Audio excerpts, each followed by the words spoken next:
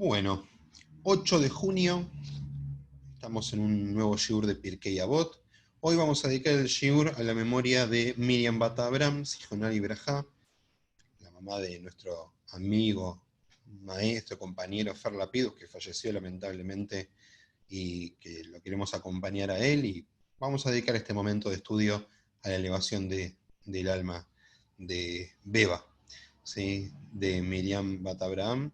Digo, también es una buena enseñanza esta para arrancar, que el estudio también pone su granito de arena en la elevación de las almas de las personas. Y que la desaparición física en el judaísmo es solo una parte.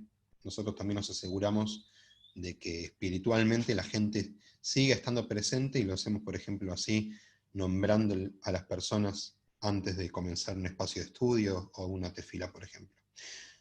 Vamos a comenzar hoy y vamos a ver a la última de las parejas, ¿sí? La pareja más conocida de todas, la que sin duda marcó un antes y un después en la historia de este mundo rabínico que está surgiendo en la tierra de Israel, y que, bueno, casi que no necesitan presentación, pero vamos a mostrar, ¿sí?, como hacemos siempre, una presentación para enmarcarnos un poquito en lo que vamos a ir estudiando.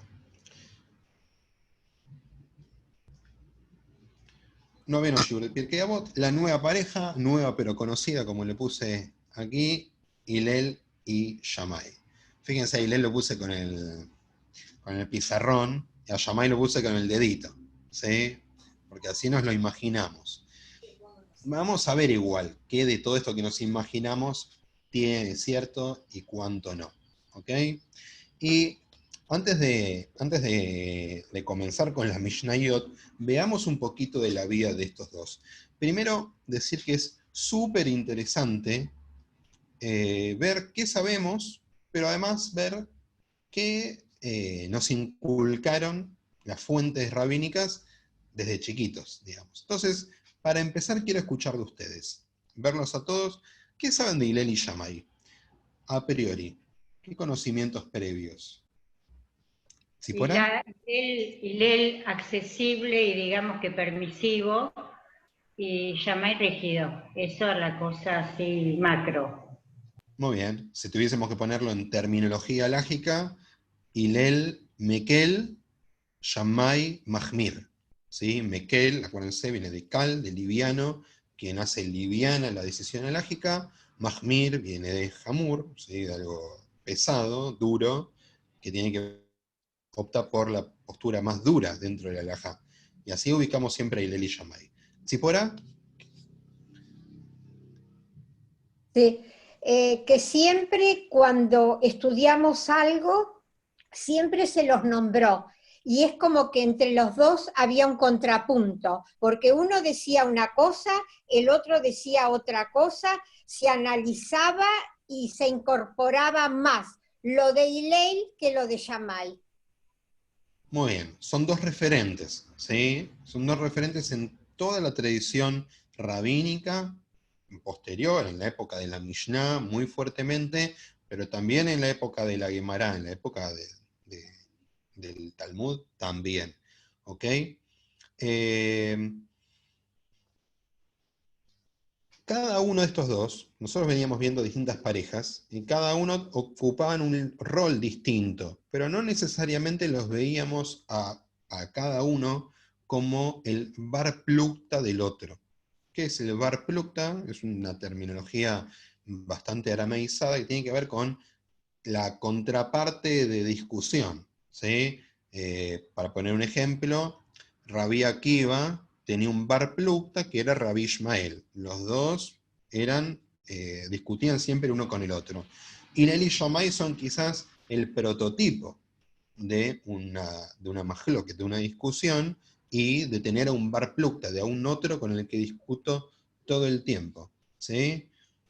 Está bueno aclarar que no estamos hablando de una discusión que lleve a odio o a resentimiento. Estamos hablando de una discusión plenamente alágica en la cual se analizan argumentos y se decide una de las dos opciones, ¿ok? Vamos a darle un poquito de... A ver, ¿a uno quería nombrar algún dato más de Hillel o Shammai? Sí, dicen que Hillel era pariente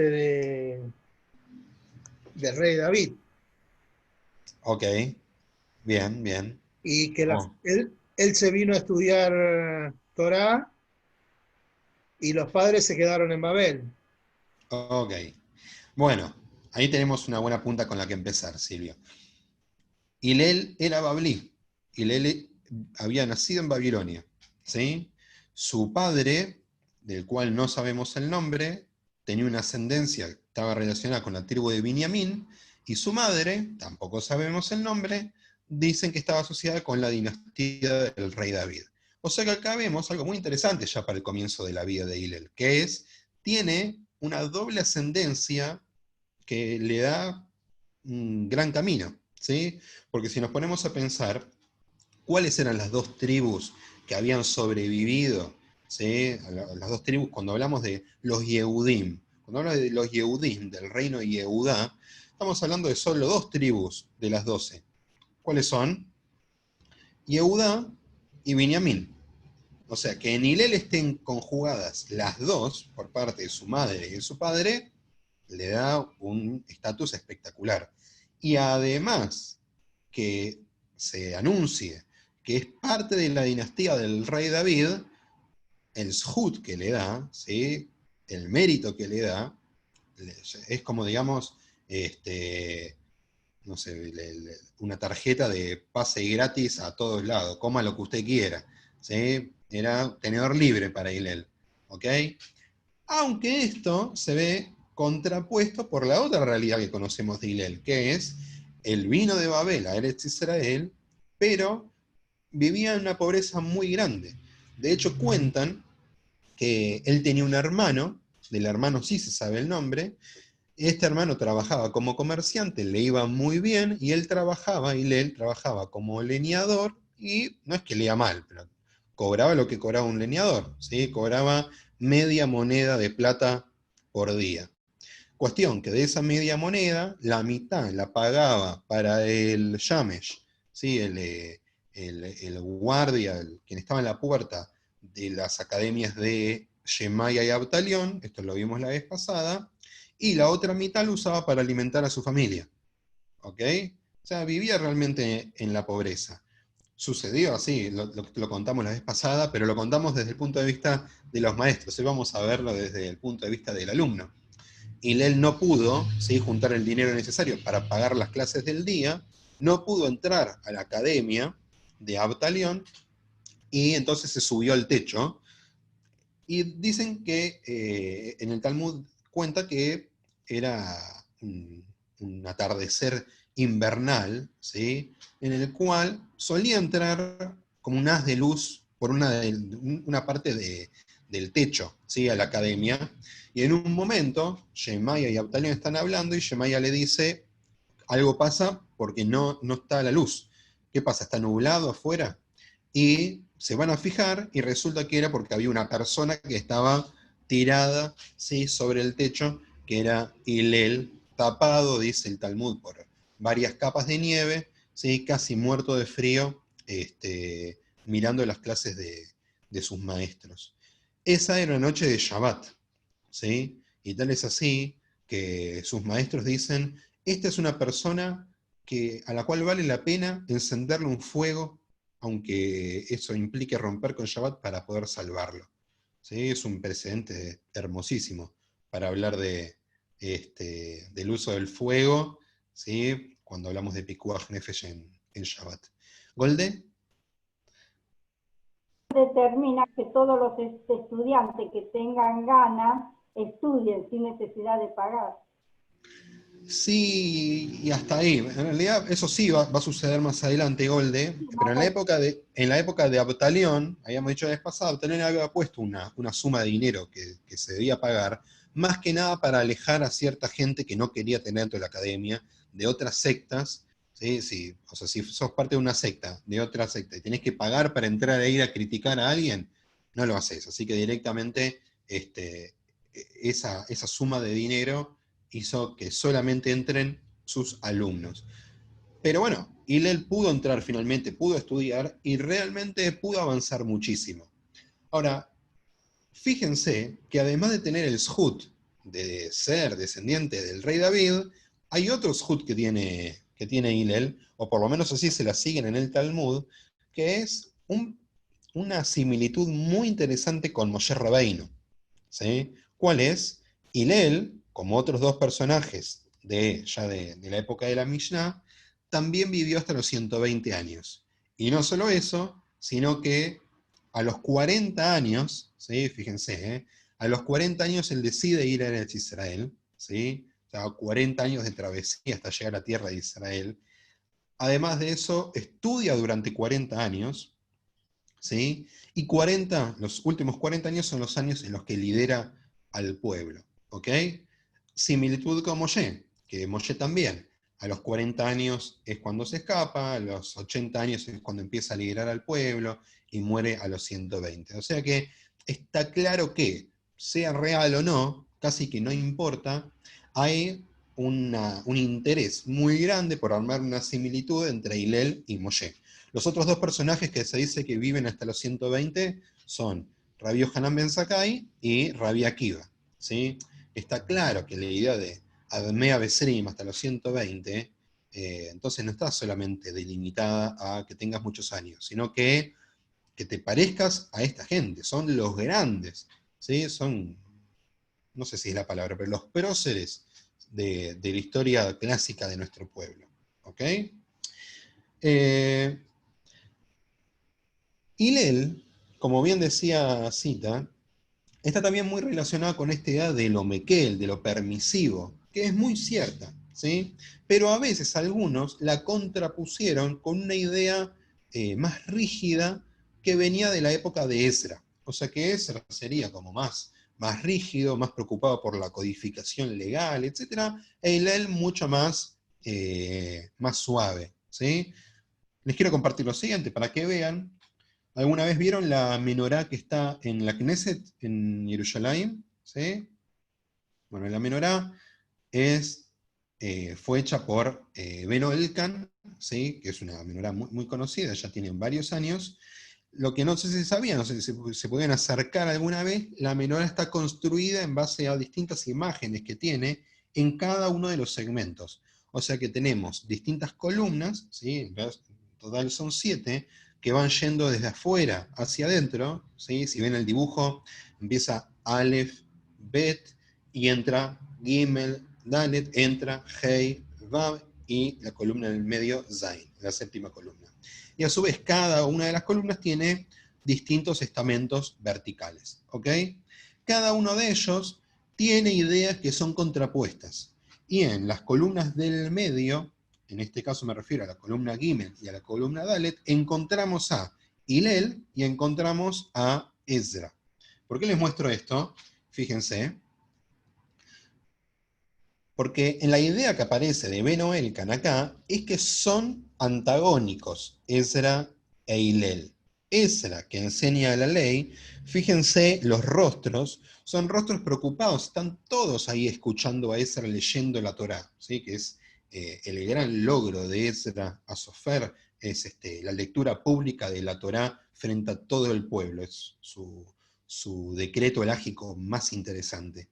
Y por el otro lado, en el Dalet 1 o 1 Dalet, lo mismo, y Hillel enseñando a un ger, a un converso, que está parado en un pie. La famosa historia de Hillel, en la cual llega un ger y le dice, yo voy a estar en un pie o enséñame toda la Torah. Y ahí es cuando le dice, Viauta le reaja camuja. ¿Sí? ¿Por qué estas dos imágenes se contraponen? Porque se entendería como que Hillel es mucho más receptivo, mucho más permisivo, y en Ezra vemos a alguien mucho más metódico, mucho más estructurado, mucho más parecido a lo que conocemos de lo que siempre escuchamos de Shammai, ¿sí? De la otra contraparte de Hillel. ¿Ok? Lo que vamos a ver es que no es tan así. Ni Ezra era tan estricto, y fundamentalmente Hillel tampoco es que era viva la pepa, ¿sí? Tiene algunas historias que son muy interesantes, pero no dejaba de ser un líder halágico, ¿sí? Ideológico y político de nuestro sector del pueblo de Israel. ¿Sí? Bueno, y para terminar con esta primera parte de Hillel, fíjense que estamos bien de lleno en la época de Ordus, en la época de Herodes. ¿Ok? Estamos bien de lleno en pleno dominio romano de la tierra de Israel, y cuando termine la época de Hillel, ya vamos a estar a pocos años, menos un medio siglo, por así decirlo, de la destrucción del Beit HaMikdash. O sea que el final de Hillel y el final de la época de los Sugot marca al mismo tiempo el comienzo de lo que va a terminar con la destrucción del Beit HaMikdash. Eso va a marcar que, pase lo que pase, tiene que cambiar la época, ¿sí? Porque la desaparición del Beit HaMikdash hace que el judaísmo se tenga que recomponer al 100%. ¿Sí? Entonces no solamente es la figura de Hillel, sino además el contexto, el que van a decir, bueno, hasta acá fuimos de una manera, pero de ahora en adelante tenemos que ser de otra. ¿Sí?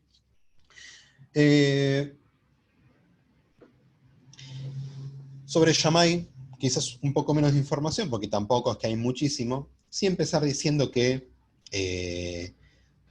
ojo con confundir Hillel y Shammai con Bet Hillel y Bet Shammai. ¿Sí? Porque muchas veces en el Talmud lo que encontramos en la Mishnah misma es Bet Hillel dice, Bet Shammai dice, pero no necesariamente están hablando de los dos personajes, están hablando de la tradición que recibieron sus alumnos de parte de sus maestros. Pero tampoco podemos poner las manos en el fuego de que es realmente la palabra de sus maestros. ¿Ok? Cuando hablamos de las discusiones entre Hillel y Shammai, hay como una forma de pensar de que Hillel siempre ganaba, porque es el más bueno y siempre gana, y Shammai es el más enojón y siempre pierde. No era tan así. ¿Sí? En la Mishnah, por ejemplo, en el Tratado de Duyot, hay un momento en el cual Shammai gana unas 30 discusiones, por ejemplo, sobre Hillel. ¿Ok? Lo lindo es que quien gana o quien pierda, si podemos ponerle ese nombre, ninguno de los dos deja de aparecer en las fuentes.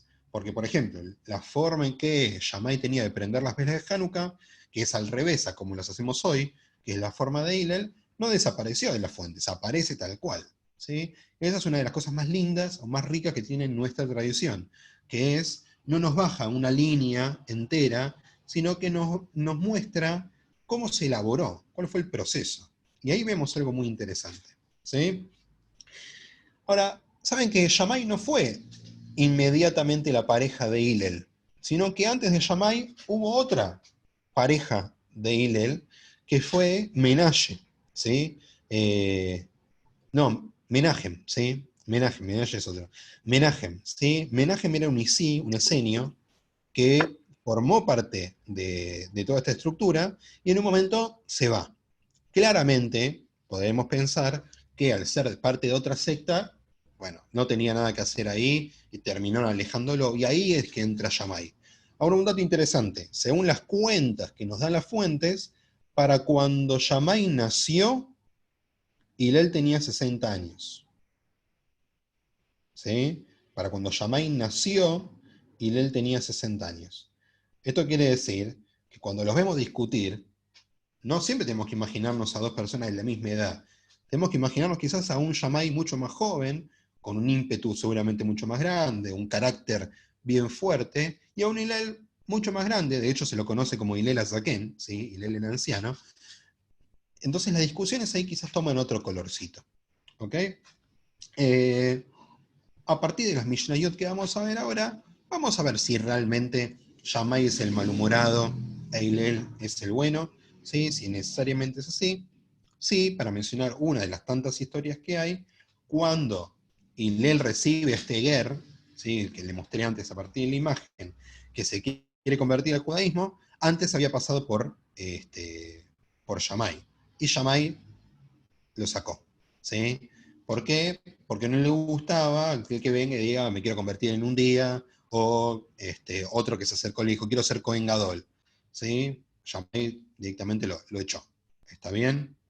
Y otra linda historia de Hillel, hay dos personas que se apuestan a sí mismos que uno de ellos tiene la posibilidad o no de hacer enojar a Hillel. Apostaron 400 usim, que era una bestialidad de plata en ese momento. Cuestión, lo quiere ir a hacer enojar y no puede. ¿Sí? Estaba Hillel bañándose, lo obliga a salir del baño, dice, Hillel, ¿quién es Hillel acá? Yo. Entonces Hillel sale con la toalla, ¿sí? ¿Qué necesitaba? Y le empieza a hacer preguntas tontas. Termina cada pregunta y Hillel vuelve a bañarse y lo vuelve a llamar, Hillel, te quiero hacer una pregunta. Sale Hillel de vuelta con la toalla, ¿sí? Hasta que la persona ve que no lo puede hacer enojar, entonces le dice, vos sos Hillel, vos sos el que preside el Sanedrín. Sí, soy yo. Uy, ojalá que no haya nunca más ninguno como vos, le dice. ¿Por qué? Porque me hiciste perder 400 usim en una apuesta, porque no te puedo hacer enojar. Dice, prefiero que vos pierdas 400 usim a que no haya más como yo, le dice Hillel, ¿sí? Con esa templanza que era tan característica de él. ¿Ok?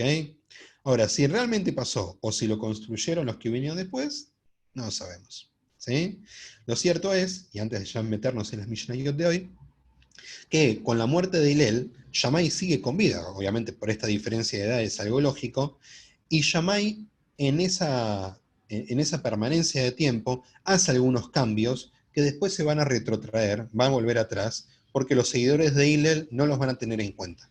¿Sí? O sea que hay claramente en la tradición judía, si bien aparecen los dos, hay un claro favoritismo por Hillel sobre Shammai, ¿okay? Incluso después de la muerte. Para terminar, no quiero olvidarme, Hillel es quien inaugura distintos dictámenes halágicos que son muy fuertes o tienen mucha repercusión. Y el más importante de ellos es el Prosbul, ¿sí? Que básicamente tiene que ver con la transferencia de una deuda privada a una deuda pública, ¿sí? En el marco de un año de Shemitah, en un año de sabático, en lo cual, según la tradición de la Torá, quedaba condonada la deuda y quien había prestado el dinero quedaba sin recibirlo. Entonces lo que empezó a pasar es que dejaron de prestar dinero. Hillel solucionó ese tema de una forma interesantísima que aparece en la Mishnah, en el tratado de Shevit, ¿sí? Que es el tratado que habla sobre el año sabático. Fin de la presentación. Vamos a meternos al estudio, que hoy tenemos algunas cosas espectacularísimas. No me cierra que Shabbat abra la academia. En Shabbat se estudia. No hay problema. ¿Sí? Por el dinero. No estoy. No estoy seguro que las mismas normas de Shabbat que tenemos nosotros sean las mismas que tenían ellos en ese momento. Eso es para ver otro día. Porque las normas de Shabbat fueron cambiando. Básicamente, fundamentalmente en algunos sentidos. Uno, en el uso del dinero. Dos, en el tema del tiltul, ¿sí? De la carga, ¿sí? Son cosas que en la Torá no están tan claras y después forman parte del corpus de las prohibiciones de Shabbat, pero en el medio hubo algunas cosas que fueron pasando, más que nada en la época de Ezra y Nehemia, ¿ok? Pero eso es para otro día. Volvemos a la presentación, vamos con la primera Mishnah de las que vamos a ver hoy, que es la número 12 del primer capítulo de Pirkei Avot. La leo en hebreo y después alguno se voluntariza para leer en castellano. Dice, Hillel v'Shammai kiblu mehem. Hillel omer, Evei mitalmidav shel Aaron. Oev shalom berrodef shalom. Oev et avriot umekorban la Torah. ¿Quién quiere leer? Leo. Dale.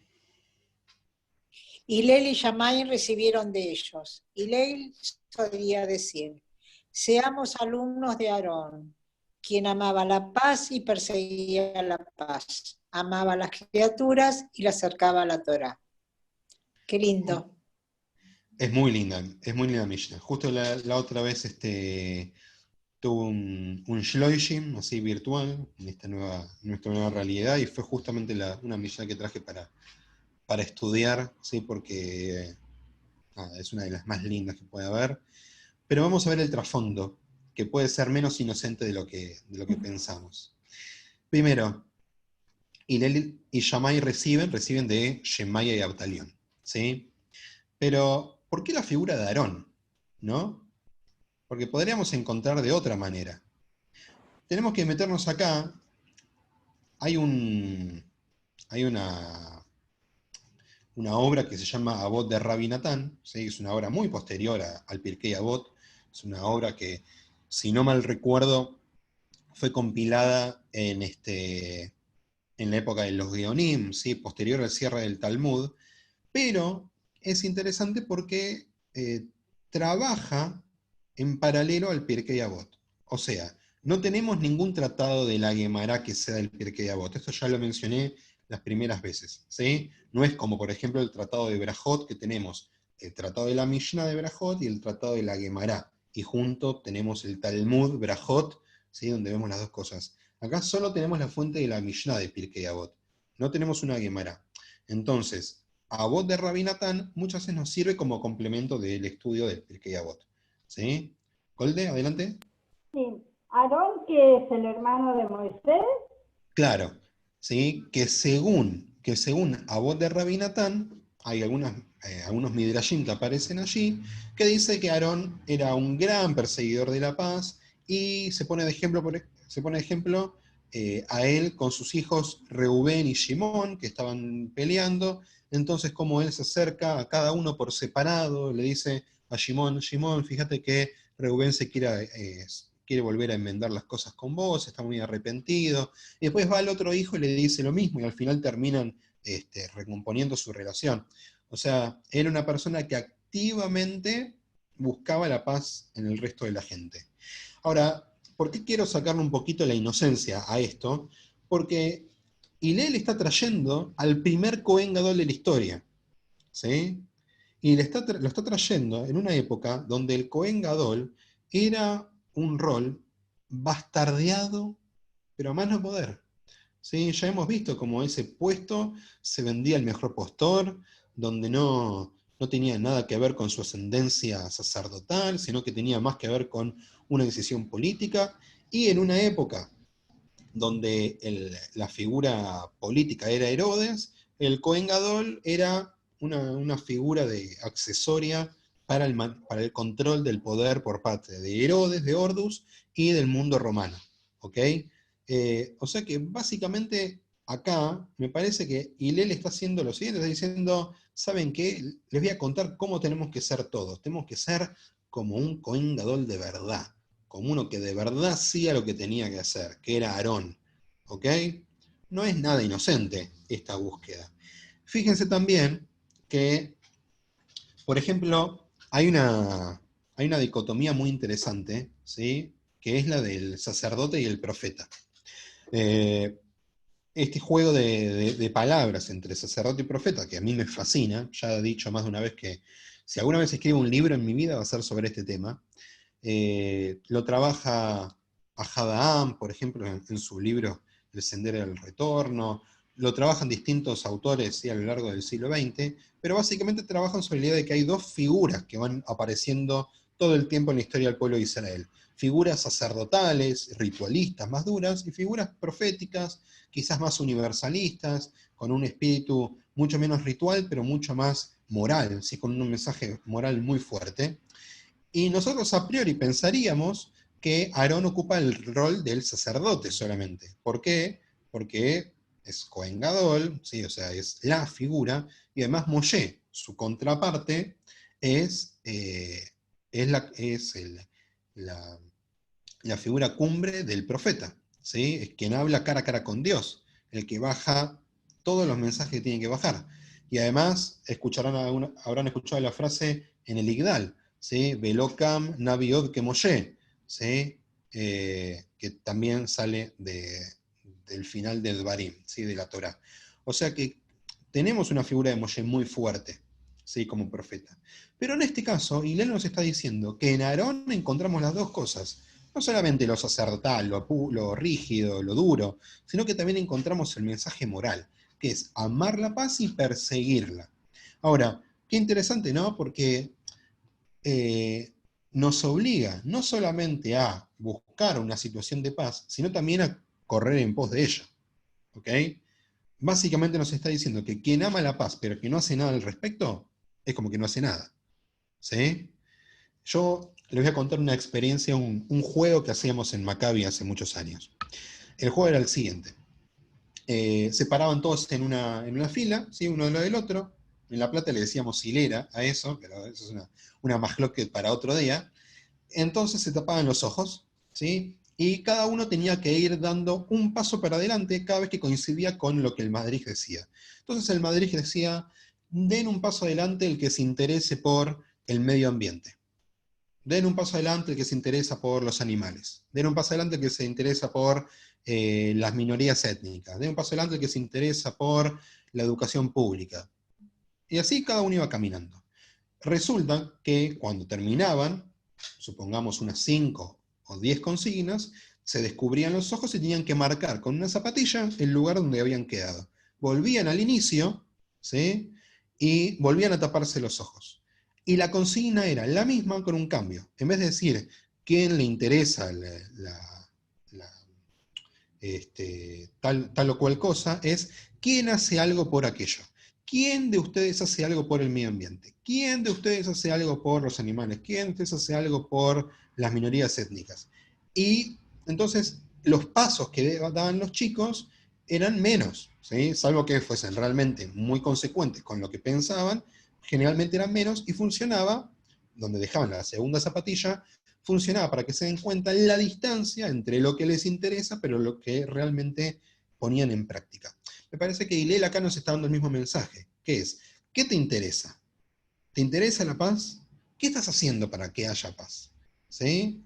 Rodef, este verbo de perseguir, que por lo general en las fuentes lo vemos como algo negativo. Por ejemplo, Rodfeiem, ¿sí? Aquellos que nos perseguían antes de cruzar el Yam Suf. ¿Okay? En Shirat Hayam tenemos ese verbo, por ejemplo. En este caso no está puesto como algo negativo, está puesto como algo súper positivo, que es, ¿qué estás haciendo para perseguir que pasen cosas buenas en el mundo? ¿Okay? Y para eso tomamos la figura de Aarón como ejemplo. ¿Sí? Fíjense, también se parece, acá Jorge me va a sonreír seguro, acá se parece a un pasuk muy lindo que es de los Teilim, que dice, Sur merraba asetov, va que shalom berradfeu, ¿sí? Que nos tenemos que alejar del mal, que tenemos que hacer el bien, que esto es súper interesante para ver otro día, no necesariamente alejarse del mal es hacer el bien, ¿sí? Va que shalom, tenemos que buscar la paz y tenemos que perseguirla, ¿sí? Tenemos que ser activos en la búsqueda de la paz. ¿Ok? Pero la Mishnah termina diciendo algo más, que es Oebet Abriot, ¿sí? Y acá es súper interesante, y le está diciendo amar a las criaturas en su sentido más general, ¿sí? No está diciendo Oebet a Yehudim, ¿sí? No está diciendo tampoco amar a tus hermanos, no está diciendo amar al otro, está diciendo a las criaturas fueron las que fueron creadas, ¿sí? Y los que fueron creados todos. Animales, seres humanos, judíos, no judíos, etc. Y por último, Umekorban la Torah, y acercarlos a la Torah. Y acá algo fantástico.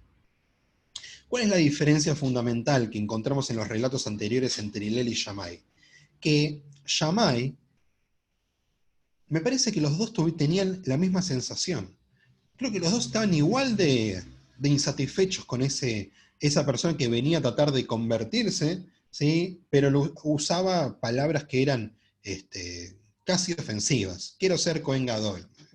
¿Quién sos? Creo que los dos veían la situación de la misma manera, pero los dos tienen una diferencia fundamental. Shammai, cuando escuchaba esto, lo repelía. Y Hillel lo acercaba a la Torá.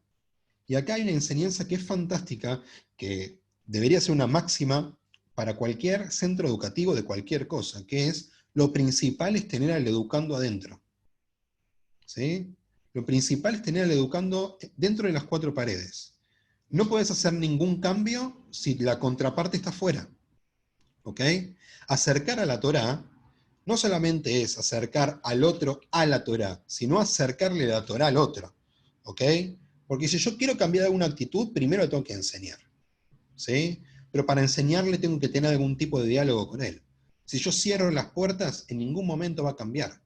Y si pienso que cerrando las puertas el otro va a cambiar, estoy siendo un lunático. ¿Ok? ¿Por qué esto es interesante? Porque, por ejemplo, para poner un ejemplo, nosotros vivimos una realidad donde muchos chicos de la comunidad judía no están dentro del marco de la red de escuelas judías. ¿Sí? Bueno, está claro que no se cumple lo que dice Hillel, porque si seguiríamos las enseñanzas de Hillel, sería nuestra prioridad, porque para lograr algún mínimo cambio, primero lo que necesitamos es tenerlos adentro. ¿Sí? En mi vida comunitaria acá en La Plata, esto era una máxima. Lo principal es tener a la gente adentro. Una vez que están adentro, empecemos a ver si podemos lograr algún cambio. Pero si no están adentro, se pierde. ¿Sí? Imagínense una situación en La Plata, donde la propuesta comunitaria es una, dos al menos, distinta en Capital, donde las propuestas son muy variadas y uno puede ir pasando de un lugar a otro. Acá el que no participa en la comunidad desaparece. ¿Sí? Bueno, ya hablé un montón. ¿Qué opinan? ¿Qué piensan? Vamos.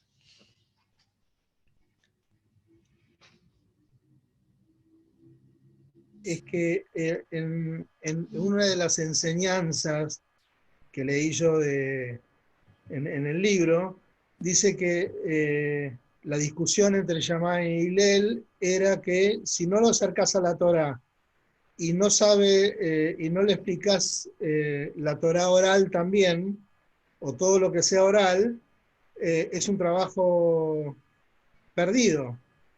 Entonces, ¿para qué lo querés en tu... A ver, ¿para qué lo querés como judío? Sí, ¿Qué es lo que pasa con los que están fuera de la enseñanza judía, de los chicos que no van a ningún shule?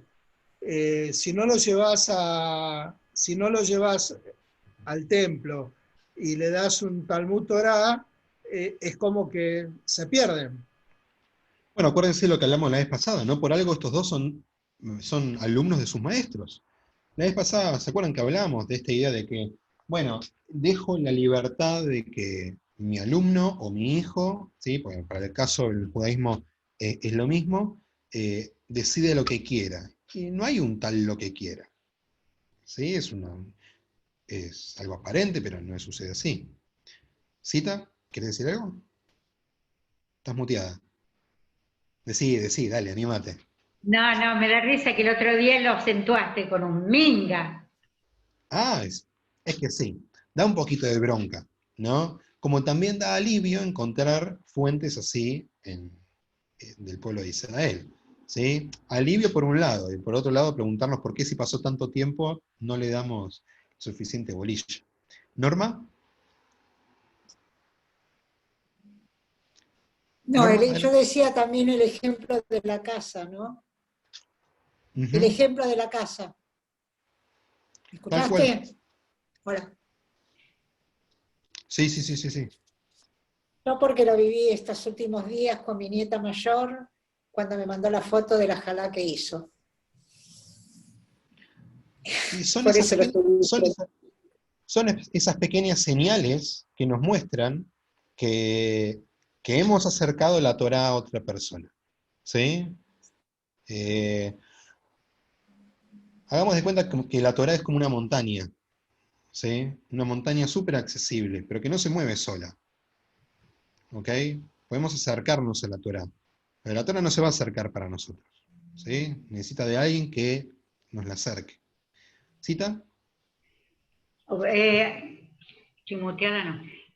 No, respecto a lo que dijiste antes, todos adentro, de verdad, siempre se habla en las instituciones, en las comunidades, queremos chicos, pero nunca se persiguió ese objetivo de verdad. De decir, che, que vengan gratis, preferible que el día de mañana, bueno, encontraremos la manera, pero estamos educando, estamos formando. Y nunca, salvo, no sé, rarísimas excepciones, es de palabra nada más. Y ese perseguir, en este caso la educación o que estén adentro, cero.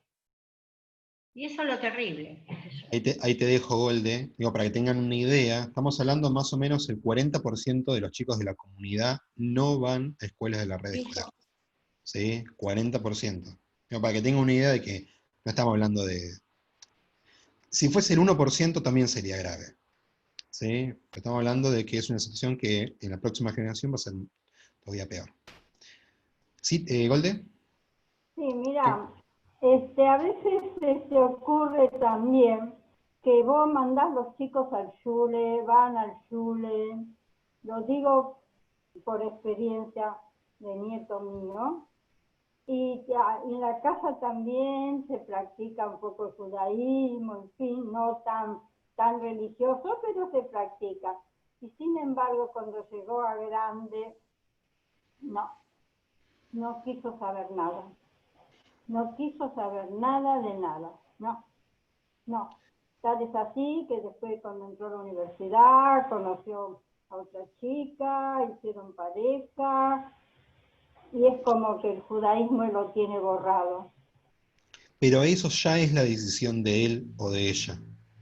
¿Sí? Ah. Seguramente se pudo haber hecho algo más, podemos verlo. Pero es como lo que decía la otra vez del Brit Milá, ¿sí? Si es mitzvah del padre o es mitzvah del hijo. Bueno, es lo mismo, o sea, el Pero te quiero educador... decir una cosita, ¿verdad? Sí. Que a pesar de todo esto que yo te estoy contando, que es de mi nieto, que hizo pareja y todo, él tuvo un bebé y le hizo el Brit Milá. Bueno, Un varón, le hizo. es que Y eso, ella si se no hubiese... negaba de todo lo demás, pero el Brit Milá se lo hizo al Pero nene. eso es una señal fuertísima, Golde. Porque eso no pasa con alguien que estuvo afuera de la caja, ¿sí? La caja, no sé, del marco, ¿ok? Eso solamente puede pasar con alguien que está adentro, que después decidió salir, fantástico, ¿sí? O sea, la decisión de cada uno, no podemos tampoco decidir por el otro, ¿ok? Norma, ¿vos querés decir algo? No, ¿Vivi? no, a veces es la decisión si el padre es judío y tiene el Brit Milá, que el nene no vea la diferencia. Como sucede al revés, si el papá no es judío, para que no vea la diferencia entre el padre y el hijo. No sé Pero, cómo lo van a Es educar. cuestión de pareja, ¿viste? pero en cualquiera de los casos, la norma de acercar a la Torá se mantiene. Por eso es tan fuerte la enseñanza de Hillel. Vivi, fíjate ahí si te puedes desmutear. Ahí Sí, está. quería decir algo respecto a lo que dijo Golde y respecto a Ujú. esto que vos estás diciendo, que uno trata de acercarse para acercar a la familia y a los hijos lo más que puede dentro de las posibilidades de cada familia, ¿no es cierto?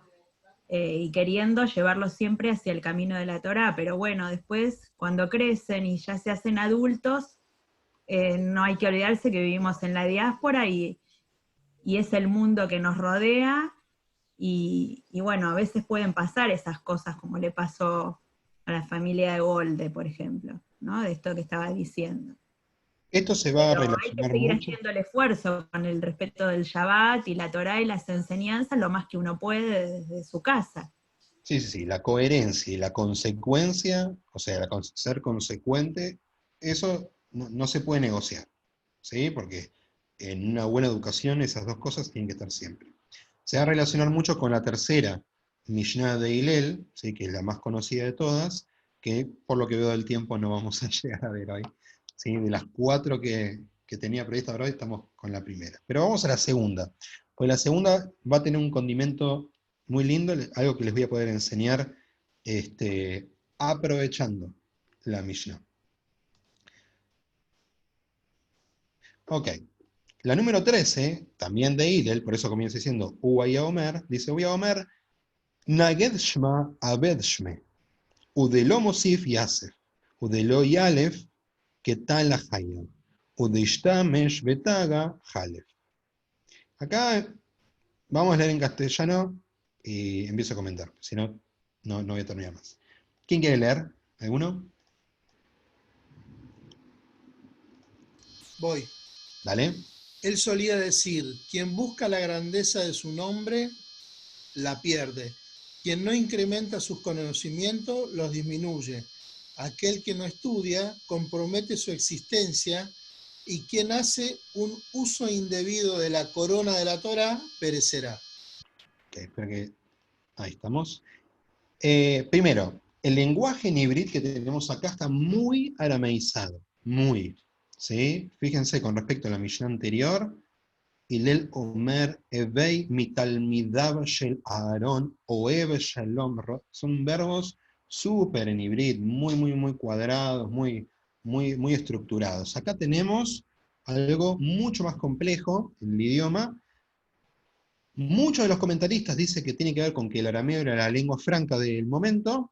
Yo quizás lo asocio más a que es el origen de Hillel, ¿sí? Hillel hablaba en arameo porque era bablí, ¿ok? Entonces quizás ahí tenemos la razón principal.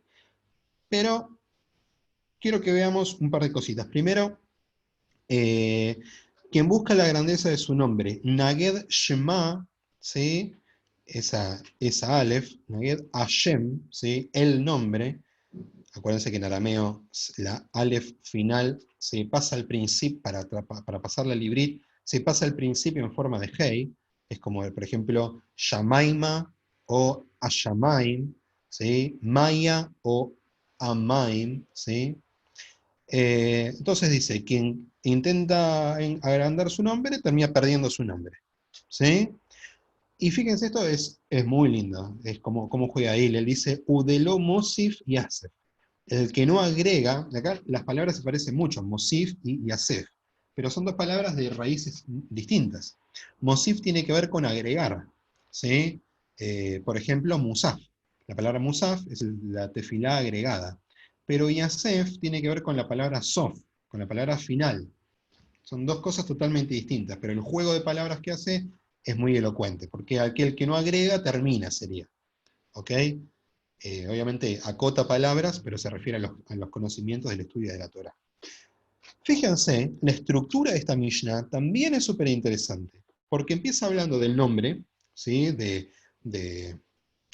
Cuando uno busca grandeza personal, sigue hablando con el tema de la educación, de los conocimientos.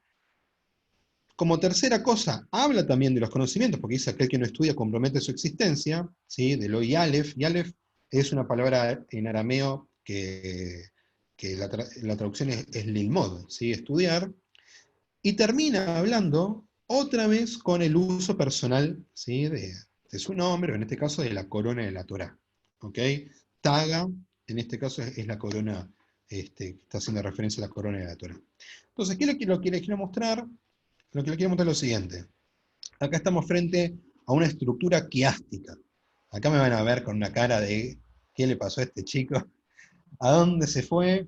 Pero tranqui, que Teo tiene una explicación. La estructura quiástica es o así, entre paréntesis, está escrito según como lo conocemos en inglés, ¿sí? O en la fonética, con Q, QU es como lo conocemos en castellano, perdón. La estructura quiástica viene de X, ¿sí? X, ¿ok? En las cuales tenemos, en esta estructura, en la estructura más simple, en una estructura quiástica tenemos, no es la banda, ¿sí? Es A, B, B, A. Tenemos dos temáticas y que siguen una estructura de X. ¿Qué significa? La temática A, en nuestro caso, tenía que ver con la grandeza del nombre, ¿sí? O con la grandeza sobremanera, y la temática B tiene que ver con el estudio. Entonces lo que hace Hillel en esta estructura quiástica es decir, A, o sea, la grandeza del nombre, B habla dos veces sobre cosas relacionadas con el estudio, y vuelve a A, ¿sí? Vuelve otra vez a hablar sobre el uso indebido del nombre, o de la corona de la Torah en este caso. ¿Sí? ¿Por qué es interesante? Porque para que Hillel haga esto, significa que conocía las fuentes muy bien, porque la estructura quiástica aparece 1.000.000 de veces en el Tanaj, pero un montonazo, ¿sí? Lo vemos mucho en los Teilim, lo vemos mucho en los Nevi'im, incluso lo vemos en la Torah. Entonces les traje, para que vean un caso, con una estructura un poco más compleja. Después vayan al Tanaj, ¿sí? Vayan a un Humash y lo revisan. Pero les voy a contar cómo hay una estructura quiástica en el Mabul. ¿sí? En el diluvio. Entonces, fíjense cómo está armado, ¿no? Tenemos, miren que está numerado en letras, A, B, C, D, y después vuelve. J, I, H, G, F, E, D, vuelve para atrás. Entonces fíjense que dice Noaj y sus hijos, y al final de todo también Noaj y sus hijos. ¿Ok? Si se fijan, están las referencias de la Torá. Cómo va yendo el recorrido del diluvio, y cómo vuelve en forma de X otra vez hasta la fuente. ¿Sí? Noaj y sus hijos, toda la vida en la tierra, castigo a la tierra, Mabul anunciado, el arca, las criaturas vivientes, la comida, los animales en manos del hombre, la entrada del arca, se incrementan las aguas, Dios se acuerda de Noaj, y vuelve para atrás.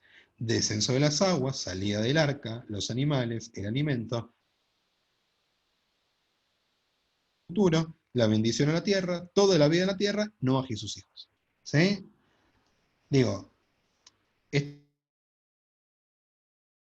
texto otro día, hoy no hace falta, pero nos muestra un texto que está sumamente pensado. ¿Sí? ¿Se cortó lo que dije recién? Porque me apareció el cartelito de... Decía que esta estructura no es simple, que está muy pensada, y que nos muestra algo que está bien elaborado. ¿Ok? Y que Hillel conocía esto, y lo puso en práctica. ¿Sí? Se nota que era muy letrado y conocía, no solamente esto, sino otras fuentes más. Entonces juega con esta idea de ir a una idea, ir a otra y volver a la idea inicial del principio. ¿Sí? Entonces, quiero que volvamos un cachito para atrás. Fíjense, ¿no?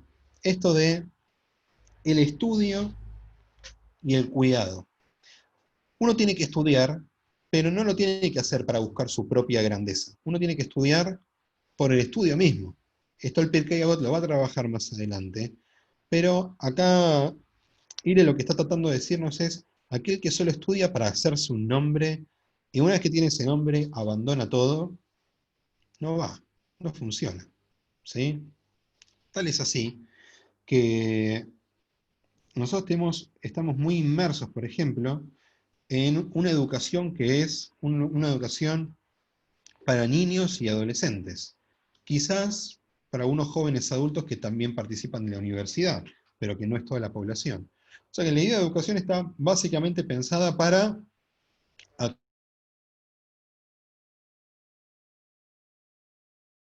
Ahí se cortó, ¿eh?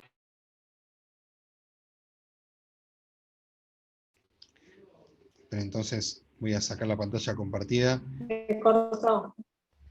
Voy otra vez. Estaba diciendo que en la vida que estamos acostumbrados, la educación es para los sectores en la edad más prematura, ¿sí? Para niños, para adolescentes, para jóvenes, adultos.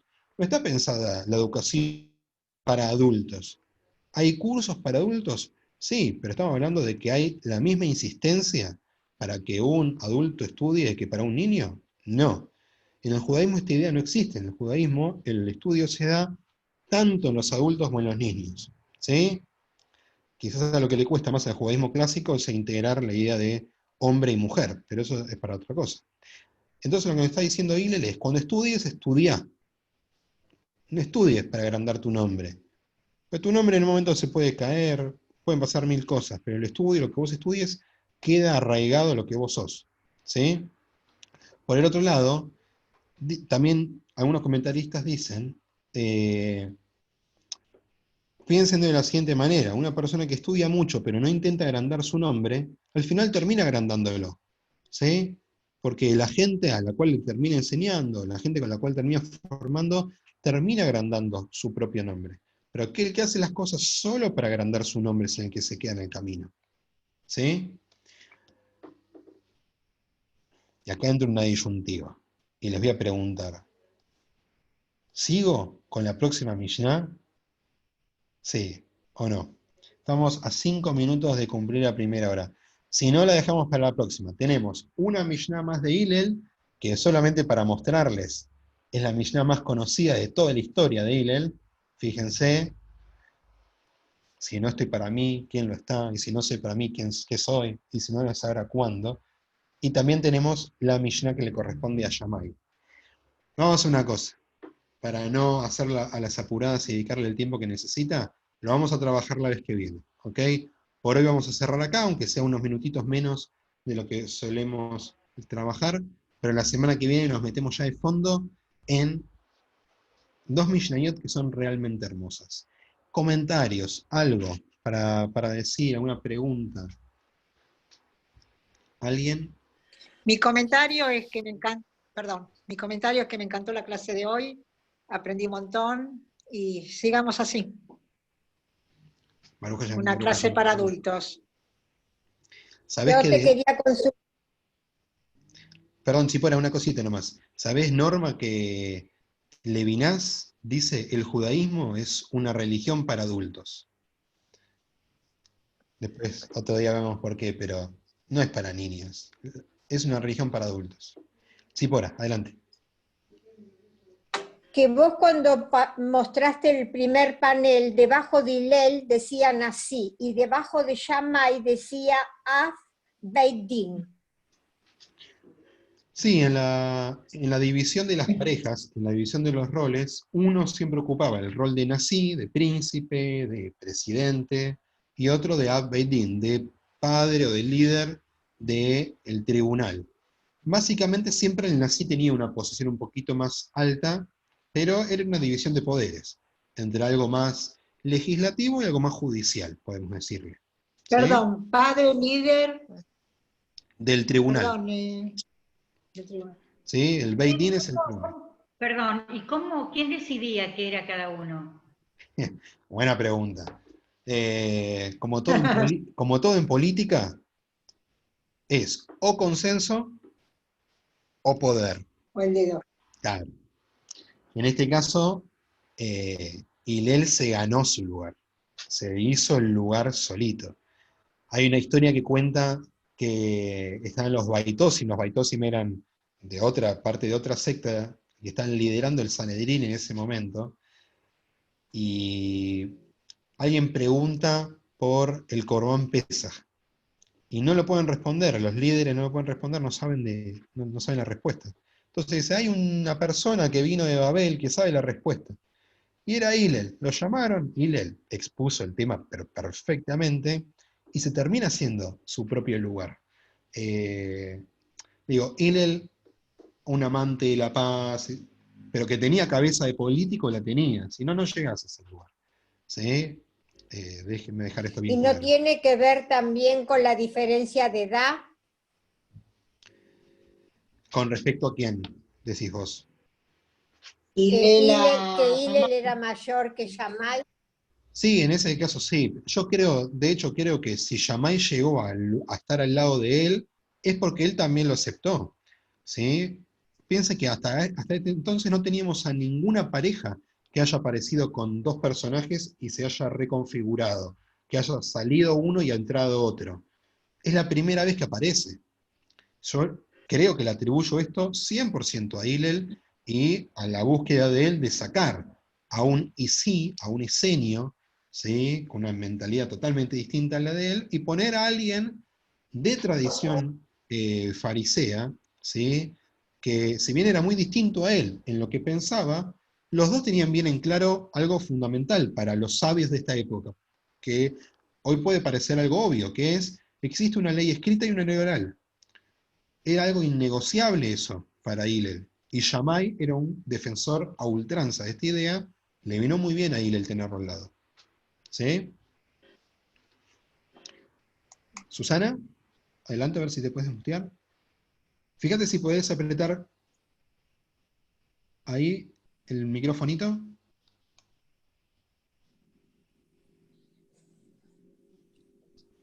A ver si te escuchamos ahí. No te escuchamos. Si está en la computadora, que toque para elevar el tono. Creo que puede tener que ver algo con la configuración. Por las dudas, si no, te ofrezco la alternativa, Susana, de escribir en el chat. ¿Sí? Que ahí veo que hay unos mensajes, no sé si... perdón, no sé cómo resolverlo desde acá. ¿Alguien más quería decir algo? ¿Algún comentario más? Diga ahora, calle para siempre. O calla hasta la semana que viene. Bueno, vamos a dejar hasta acá, ¿sí? La verdad que nos estamos Ahora metiendo sí. ya.